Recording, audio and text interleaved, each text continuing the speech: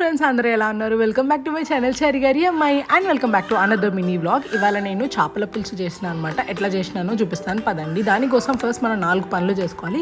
First one వచ్చేసి చేపల్ని marinate చేసుకోవాలి. ఎలా అంటే ఉప్పు, కారం, ధనియాల పొడి, అల్లం వెల్లిగడ్డ కలిపి మంచిగా కలుపుకొని పక్కన పెట్టుకోవాలి. అండ్ సెకండ్ వన్ వచ్చేసి ఉల్లిగడ్డల్ని సన్నగా కట్ చేసుకొని పెంక మీద వితౌట్ ఆయిల్ ఫ్రై చేసుకొని మొత్తం దాంట్లో ఉన్న నీరంతా పోయి బ్రౌనిష్ కలర్ వచ్చేంత వరకు ఫ్రై చేసుకొని పేస్ట్ చేసి పక్కన పెట్టుకోవాలి. అండ్ థర్డ్ వన్ మెంతులు 1 స్పూను, జీలకర్ర 1 స్పూను డ్రై రోస్ట్ చేసుకొని పొడి చేసి పక్కన పెట్టుకోవాలి.